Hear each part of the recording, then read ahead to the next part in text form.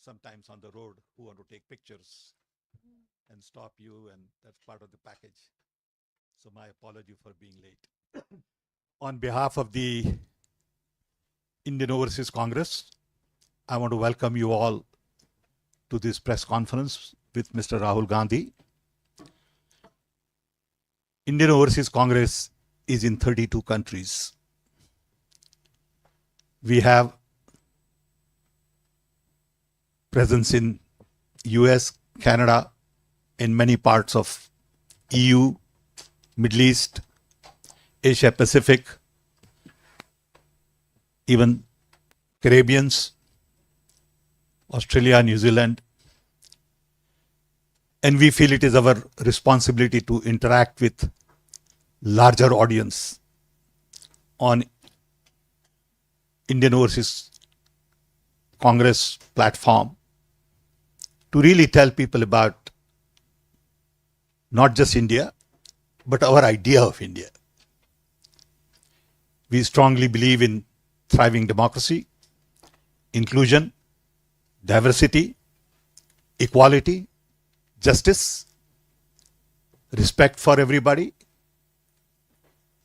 And to us,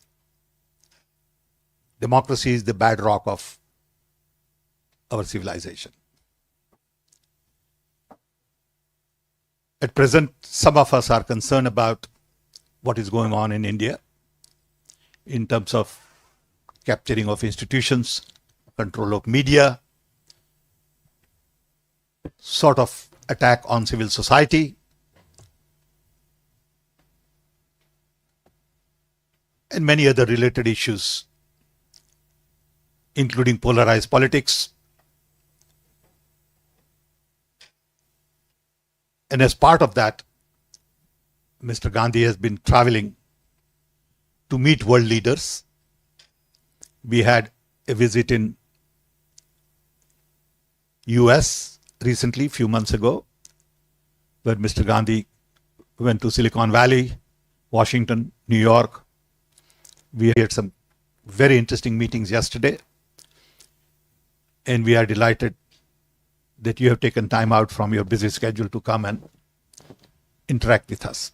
So with this background, I'm going to request Mr. Gandhi to say a couple of words and then open up for broader interaction and question answers. He doesn't need introduction, and I believe that. So I'm not going to introduce him. He's our leader. The most important thing about him that I would like to mention is the yatra. He walked close to 4,000 kilometers in 150 days from south tip of India all the way to north. With him, 50 to 100,000 people walked along the way. He got a chance to meet people, listen to them, understand their issues, and I believe this way of reaching out to people was very unique. Of course, it has roots in Indian tradition. Buddha did this, Guru Nanak did that, Gandhiji did that, and many others in the past did that.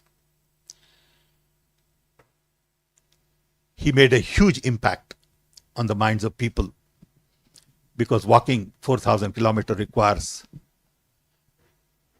something unique, mentally, physically, emotionally. And Rahul could do that and carry people with him. So we are all proud of our leader.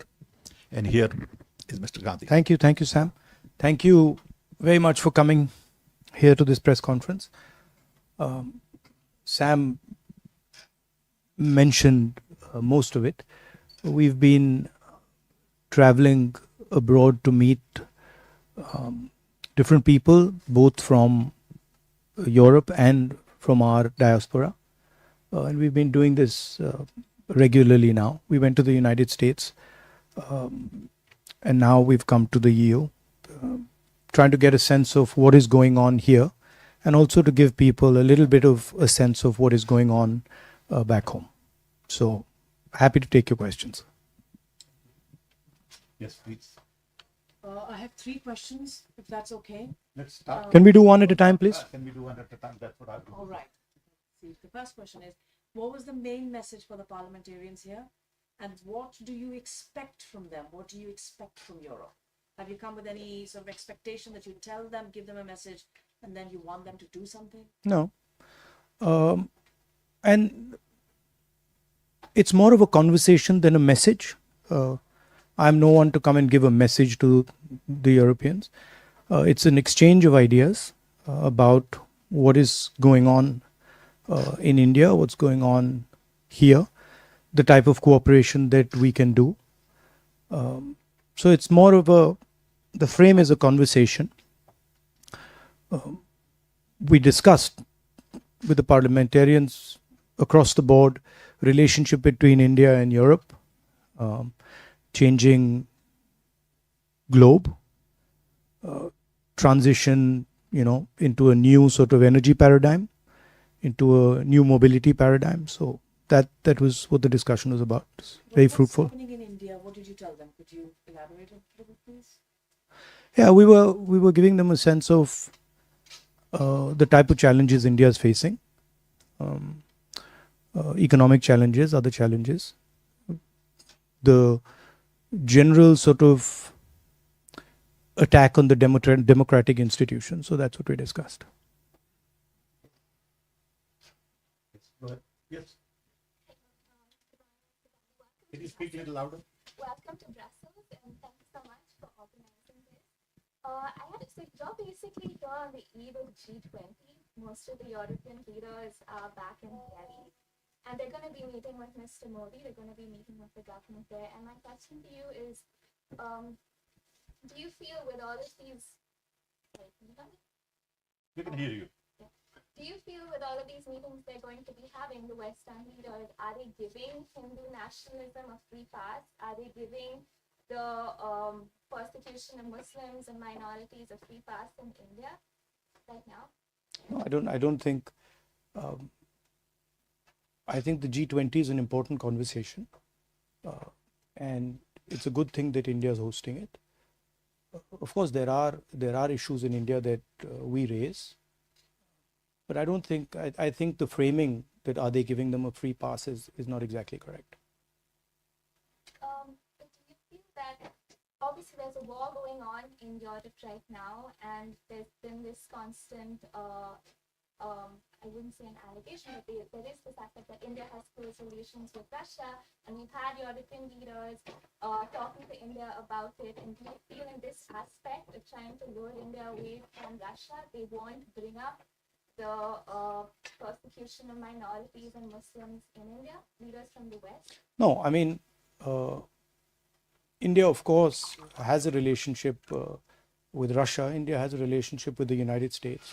India is a large country, and by nature of being a large country, it will have relationships with many other countries. So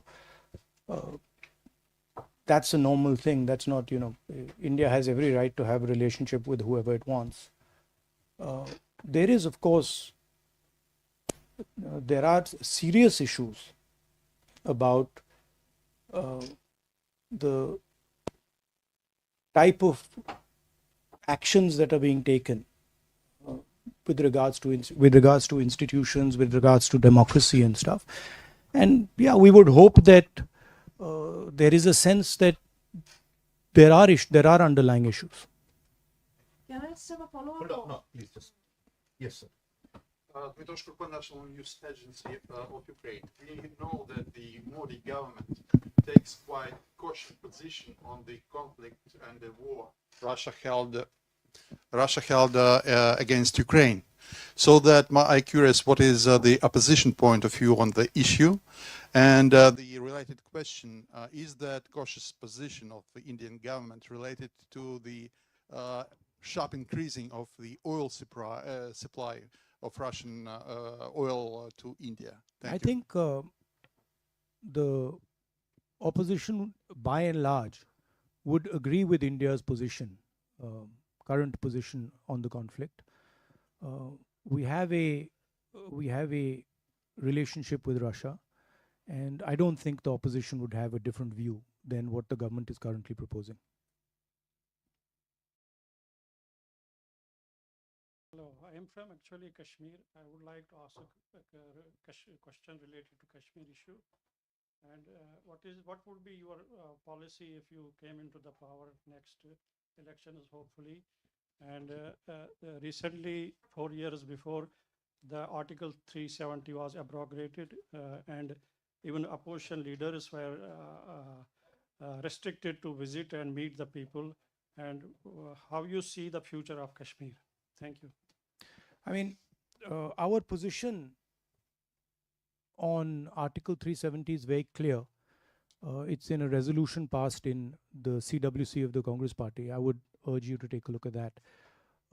Of course, we are for ensuring that every single person in our country has a voice, is allowed to express themselves, and we feel very strongly that Kashmir should develop, Kashmir should progress, and there should be peace in Kashmir.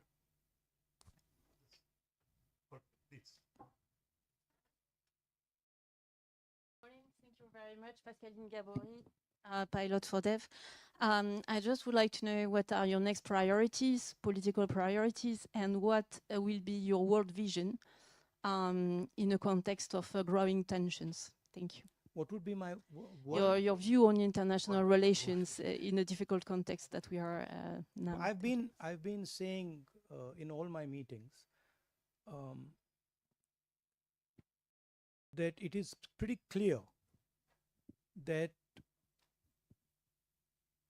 China is proposing a particular view, a particular vision of the planet, right? And they are putting on the table the idea of the Belt and Road. And one of the reasons they are able to do that is because they have become a center of global production. And this is something I told the people yesterday in the External Affairs office. But I don't see an alternative vision coming from our side. That vision requires a vision for production in a democratic environment. What the Chinese have basically shown is that it is possible to produce effectively in a coercive environment where you don't give people freedom, where you restrict their freedom, but you offer them prosperity without political freedom. And the challenge for us is, can we provide an alternative vision where we do production under democratic conditions with political and economic freedom? And I think there's a lot of cooperation that can happen between the United States, between Europe, and between us. And I think that's where a lot of our focus should go. How can we create an alternative to the Chinese production model that is a coercive production model? A competitive vision. Hi, this is Malini from PTI. You've given a very dignified answer to G20 happening in India is a very good thing. And we have news that Mallikarjun Kharge has not been invited for the G20 gala dinner by the BJP. And that says a lot. And I would like you to comment on that, because you are holding a very good stand, supporting the G20 happening in India. And here we have a very contrary, very interesting. No, what's contrary about it? I mean, they've decided not to invite the leader of the opposition. It tells you something. I mean, it tells you that they don't value the leader of 60% of India's population, and it's something that people should think about. Why they're feeling the need to do that, and what is the type of thinking that goes behind that? I have a follow-up question as well. I was there in Paris to cover Mr. Modi's, Bastille Day parade event, and two things happened at that time, which is very controversial. There was a 17-year-old boy who was shot in France, and the French actually jailed about 1,000 people just so that the event would go peacefully. And at the same time, I the didn't Manipur realize issue that. happened, and the EU tried to raise that issue, but there was no conversation on that in the platform. Instead, there was a lot of retaliation from the Indian ministries regarding the same, that this should not be brought up. But we were actually talking of freedom at that time in France, and I thought that that issue should have been brought up. But what do you think about that? About Have you spoken about it here when you about what? about the Manipur issue, the human rights issues that we're facing? Yeah, I mean, our position on Manipur was very clear. I actually visited Manipur, and I think we are very much for democratic rights, harmony, peace between people. I mean, as Sam said, I walked 4,000 kilometers for that very purpose, and I think there is a sense in India that the democratic structures of our country, the institutional structures of our country are under attack, and they're under attack from the group of people who are running India.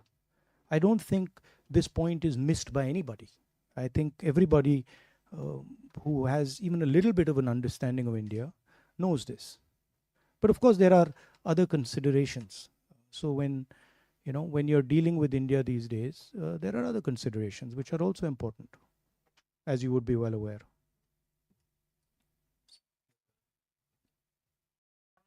The democratic fight and the fight for democracy in India is ours, and it's our responsibility, and we will take care of it, and we will make sure that the sort of onslaught on our institutions, on our freedom is stopped. The opposition will make sure it happens. Sir मैं यूनुसान मैं आज तक के लिए काम करता हूँ मैं अपनी भाषा में आपसे क्वेश्चन करूँगा आप 6 रोज़ा दौरे पे आए हैं तो उसका बुनियादी मकसद क्या और आपकी कल बेल्जियम और यूरोपियन पार्लियामेंटेरियन से मुलाकात रही है तो वो कैसे रही आप हिंदी में जवाब चाहते हैं या इंग्लिश में? You decide. You ask. Okay,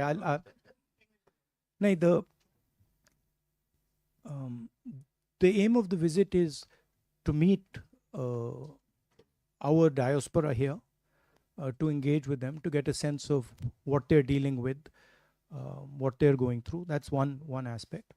The second aim is to meet members of the government here, MPs, other people, and to get a sense of how they are seeing India, how they're seeing the possible cooperation between India and Europe, how they view India, what they think India should be doing, and also giving them a bit of a sense of what we think our relationship should look like.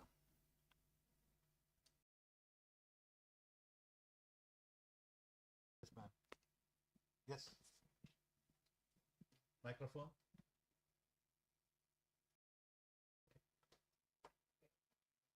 We can hear you, I think. My name is Odile Harvey. I'm covering for a regional radio in France, in Brittany, where in fact we have an association, Armor India, which has been started by an industrialist who works in India for his company. And then when he retired, he started that association and bringing wonderful Indian culture to this remote part of France. Now, last night, I saw on French television a program which has usually good reputation. It's Envoyé Spécial on France 2. And they describe all the discriminations about the Muslims, about the Christians, in very cruel terms. And was that program exaggerated? You can still see it on the website. Ma'am. And I know you're going to France, so I just would like to know about the situation of all those discriminations in India. Thank you. I mean, of course, I would have to see the program before I could comment on whether it was exaggerated or not. So I don't know what that program was saying. But certainly there is an increase in discrimination and in violence in India, and there is a full-scale assault on the democratic institutions of our country. That everybody knows, and internally in India it's been commented on, and globally it's been commented on. And of course, minorities are under attack, but so are many other communities. Dalit communities, tribal communities, lower caste communities are also under attack. There is a attempt to change the nature of our country. Our country in the constitution is described as a union of states, and we believe that the most critical aspect of our union is the conversation between members of our union. And there is an alternative vision, which is the BJP vision, which believes that power should be centralized, power should be concentrated, wealth should be concentrated, and the conversation between members of the union, between people of India, should be suppressed. And so this is the fight between two visions.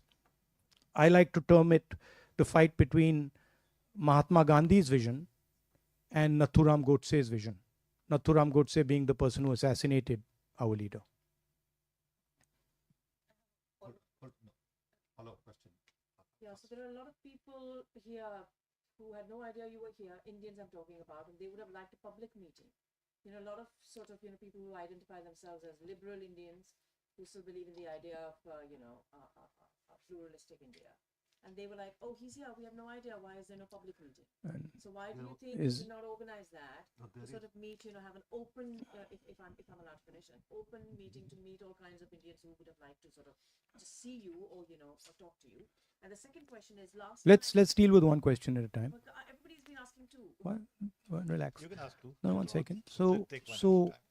when we design these tours, we have a structure, and the organizers decide whether we are going to have closed door meetings, whether we're going to have public meetings and stuff like that, depending on the length of the tour and the type of place we're going to. So I guess in Belgium, we sort of opted for a model. By the way, hundreds of people are coming and meeting us, and pretty much everybody in Belgium who of Indian origin knows exactly where I am, and they've been coming by droves to come and see me. But I think we decided that a full-blown Indian-style public meeting in Belgium might not be the best way to do it. You've said in the past you were spied on by the government. Is that still true? Do you have any more information? Are you still being spied on by the Indian government? I mean, the fact that Pegasus was on my phone is a known fact. I mean, I don't know the details of how I'm tracked, but I'm certainly tracked for sure. Yes. In fact, just going back to the Bharat Jodo Yatra, there is also, I think I'm very loud. Everybody can hear me. All right. I have heard a lot of speeches before, starting 2014 onwards. You have been mentioning a very, very important, crisis that is coming up in India. The unemployment of the youth, which is at the highest level right now. While you were on your yatra across the country, did you meet the youth, and did this issue actually really come up many times? Yeah, I in did. Various states? I met thousands and thousands of youngsters, and all of them said exactly what you're saying. The three things they said: number one, unemployment; number two, huge increase in the levels of poverty, and completely skewed income distribution. So few people getting very, very wealthy, and the bulk of people, being pushed back into poverty, and then rising prices and inflation. Those were the three things that repeatedly they told me. The fact of the matter is that India has the highest unemployment that it's had in the last 40 years. So there is something clearly wrong with our economic model. It's not accepted, and there's a lot of media support for the government. So those type of things don't come out. But I don't think the current path we are on, economic path we are on, is sustainable in any way. And there will certainly be consequences and a backlash to this model.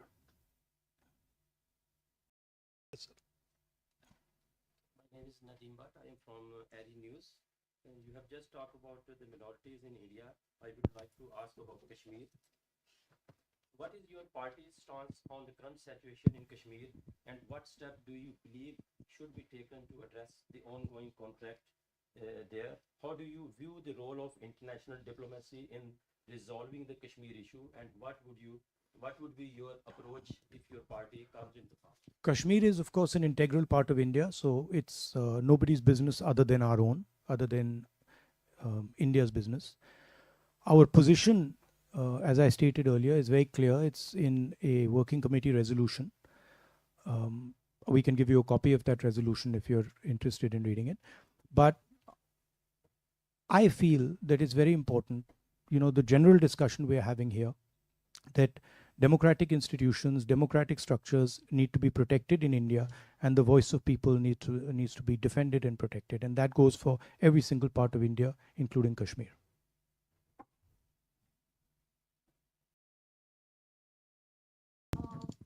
This is obviously been conversation now about the name of the subcontinent, and your yatra was called Bharat Jodo, and now We're now having a name change. yes, is that happening? What are your? I don't know. You have to ask the Prime Minister. I mean, Do you want to change? Do you want to change? Or?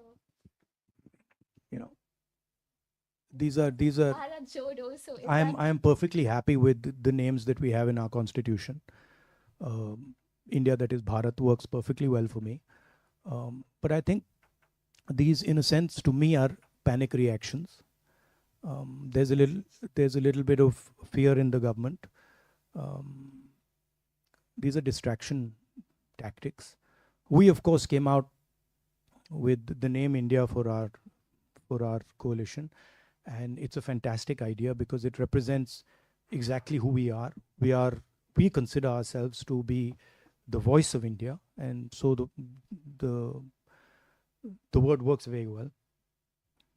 But it's obviously disturbed the Prime Minister enough that he wants to change the name of the country, which is absurd, but that's what it is. It's also interesting that every time we raise the issue of Mr. Adani and crony capitalism, the Prime Minister comes out with some dramatic new diversion tactic. It's curious that just after I did a press conference on Adani, this entire diversion is put into place. It's interesting. Yes, ma'am. Yes. EU journalist for Radio Novo Time. Again, thank you. In view of the COP28, the climate conference in Dubai, what are your expectations? And do you think that India is going to be the major spokesperson for the Global South? Thank you. Well, I don't know. I mean, I think India has a relationship with the Global South, and I think there are bonds there, historical bonds there, that make us close to the Global South. I don't know if we are the spokesman of the Global South, but certainly we have a relationship with them. On the environment, of course, we are, as a planet, going through these large transitions, energy transition in the way we move. And I think environment is a central issue for India. It's, of course, not in a country where there are many poor people. It's difficult to make environment top of mind, but I think it is a critical issue, and it's very important that we think about it in a strategic and a long-term way.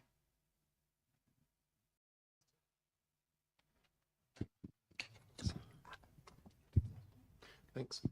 Brian, Brian Ricketts, representing the European coal industry, and I've enjoyed visits European? to European coal industry, and industry. I've enjoyed visits to coal power plants and mines in India. And my hope for the future is a democratic India. And the question relates to that. As China developed very rapidly over the last few decades, its economy became imbalanced, and it's now paying the price for that, I believe. How would you ensure that India's economy doesn't become imbalanced? So how to balance the powers of a market-based economy versus central planning? I think one of the lessons that I learned in my walk was that there is an inherent and profound wisdom in the people of my country, right? Regardless of which part of society they're in. For example, we're discussing environment. The type of conversations I had with tribal people about the environment were far more sophisticated than I have with people living in cities, right? So there is an inherent wisdom in the people of India, and I'm sure in the people of Europe and people of Belgium.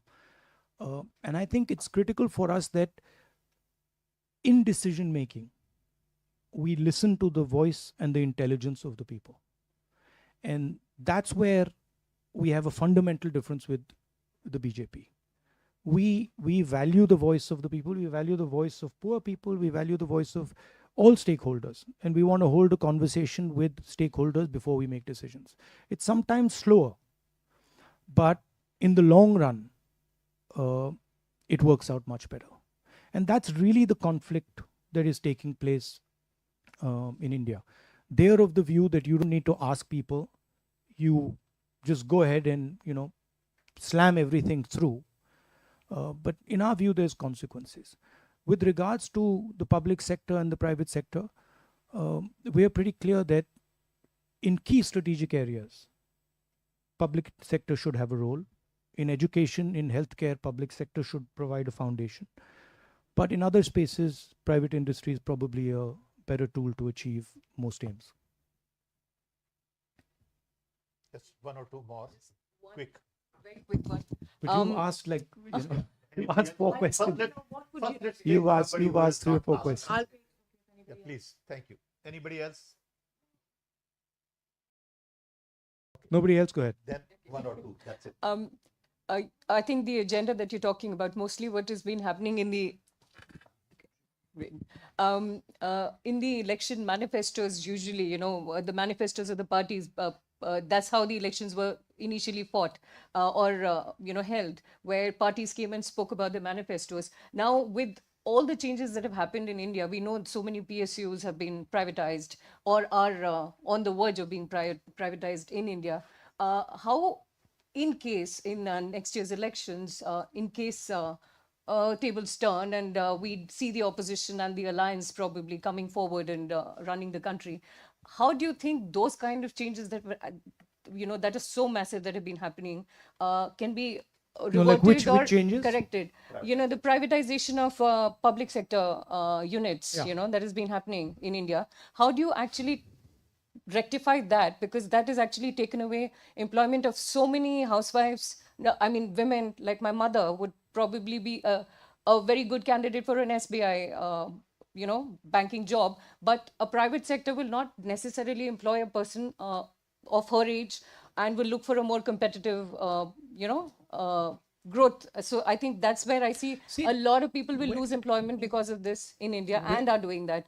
How does this get rectified? Where we draw the line is the notion of crony capitalism, right? We don't have a problem with the private sector. We don't have a problem with the government sector. Where we draw the line is where 1 or 2 people start to financially control the whole country, right? And where 1 or 2 people or 3 people are running everything. That's where our problem begins. There's another element to this, which is that government policies in India have systematically attacked the backbone of our employment system. If you look at who gives employment in India, it's the small and medium industry that gives employment in India. And demonetization and GST have devastated those structures, right? So it's a two-pronged attack that the government is carrying out. Number one, impose a huge transaction cost on all small and medium businesses and ensure that you build 2 or 3 monopolists who control pretty much everything, right? So if you look at Mr. Adani, our problem with Mr. Adani is he controls the ports, he controls the airports, he controls agriculture, he controls the grain silos, he has real estate. I mean, he's everywhere. And he's dominant everywhere. He controls cement, right? So we think that's counterproductive for the country. And on one side, they are pushing this very monopolistic capital. And on the other side, they're devastating the small and medium people from where we're going to get a job. That's why we're having an unemployment crisis. And the second part is where you require key services, right? Country like India requires the government to be involved in education. It requires the government to be involved in healthcare. And the idea that you can just privatize education and privatize healthcare, it devastates the poorest people because they simply do not have access to this. So they are hitting this from 3 or 4 sides, and the solutions are pretty clear. I mean, we would invest much more in health and education. We would protect small and medium businesses. We would try to build an economy where small and medium businesses transition to medium businesses and then to large businesses and then to massive businesses, right? If you look at our small and medium businesses, almost none of them become big businesses, right? They remain small or they die, right? And it's because of policy. So you can change policies to ensure that you start building champions in these smaller and medium spaces, and you can certainly invest much more in education and healthcare. I'm not saying there's no role for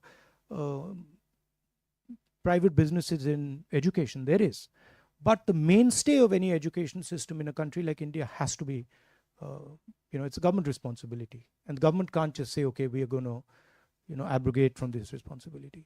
So the things that can be done and need to be done are pretty clear. They're not complicated. And if you look at our last manifesto, I think we ironed out quite a few of these ideas. One of the other ideas that we have, which we've tested now, you can get a sense of how we think about these things by looking at our states. So if you look at the healthcare system in Rajasthan, that'll give you a good sense of what we are thinking in terms of healthcare for the country. If you look at our social programs in Karnataka, you get a sense of how we are thinking about social programs for the country. So we tend to run a pilot somewhere, see if it works, and then scale it up. And for example, Manrega was such a case where we ran a small pilot, then we scaled it into a state, and then we scaled it into the nation. We don't believe in these rash decisions where you suddenly demonetize the economy or you suddenly impose a GST. We believe in seeding an idea, letting that idea grow, testing the idea, and then scaling it across. Chhattisgarh has some very good ideas on how to support farmers with minimum prices. Karnataka has our, the sort of support that we're giving to women in Karnataka. That's some very interesting work that's going on. And in each one of our states, you can see the sort of type of ideas that we will use when we come to power. Last question. When you were talking to the parliamentarians, you said there was a conversation and you were informing them about sharing, your reading of what's happening in India. And you have repeated here that, there are problems back home when it comes to institutions and democratic structures. What was their response to you? Did they seem concerned? Did they seem... Yeah, they were very concerned. They were very concerned, and they felt that they felt that there is an attempt to stifle the democratic structures of India, for sure. And I mean, they were very, very clear with us. Okay. We have more questions. You have more questions? You No, have more I questions? think thought we gave I you think enough 5 questions for one person is good enough. I mean, if you, you know. Okay. Responses are coming to everybody. Thank you. No, but thank you very much for your time. We really appreciate. Thank you, Rahul. Thank you very much. And we hope to see you again. Be in touch. Thank you.